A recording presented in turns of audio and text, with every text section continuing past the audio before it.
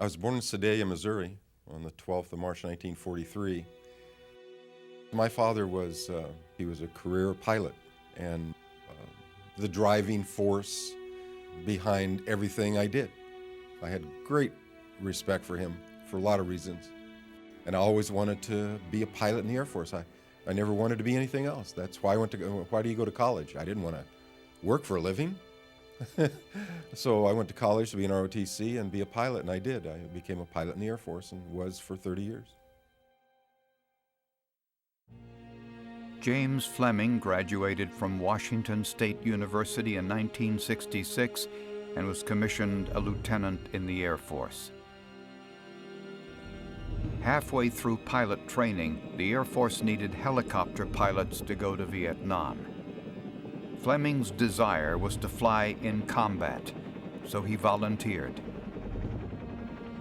By 1968, he was living in the jungle of Vietnam and flying Special Forces units deep into enemy territory for reconnaissance patrols.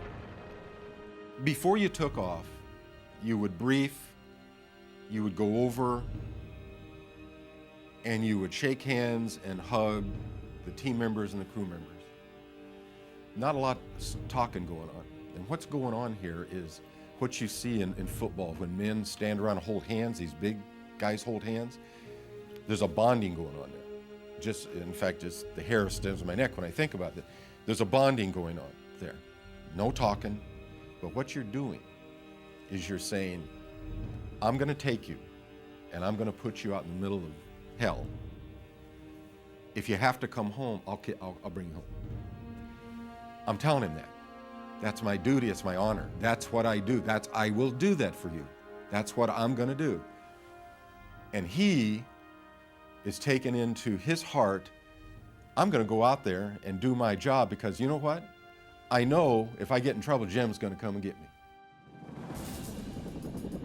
Real hot area we were going into, all up and down the Cambodian border. When we went on a mission, we went in a formation of 5 helicopters, 2 gunships, the insert or exfil slick, the guy that puts them in or the guy that picks them up, an empty slick to pick up anyone that's shot down because we're behind enemy lines. No one's coming after us. No air support, no artillery support, no ground support. We're on our own. And of course, we had a forward air controller, either an O1 or an O2 that would lead us in. On November 26th, Flemming and his crew inserted a 7-man Special Forces team across the border into Cambodia for an intelligence gathering mission.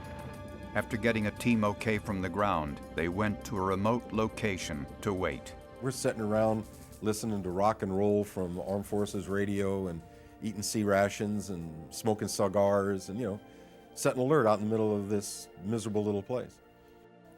When I put the team in, they got their 20-minute okay.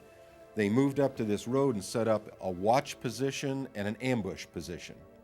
They had been there a couple hours, and here came a large enemy force down this trail. And one of these enemy soldiers walks over and starts to relieve himself. The guy saw Frank's eyes. He looked forward and looked at him, and then all of a sudden he jerked back, and Frank hit him, and that opened up the ambush. All 7 of these guys that were there opened up an ambush and knocked down who was ever in front of them, and then started leapfrogging back to get out of the area. And as soon as they did that, the radio operator with them keyed the mic and said, Tango 5-1, contact, need extraction. As soon as that happens, we get it, we're on our way.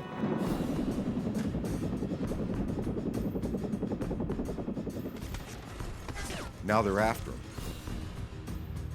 They chased him to this large river, which is the border between Cambodia and Vietnam. And they can't get across the river.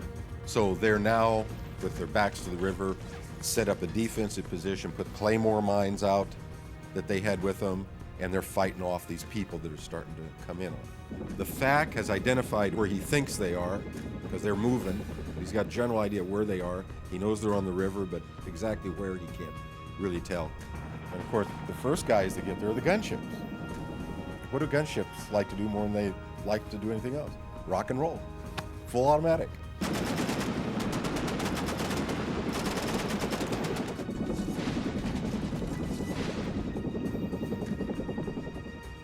Well, lo and behold, they go across, and we didn't know these people were pulling some Chinese 51 caliber machine guns with them.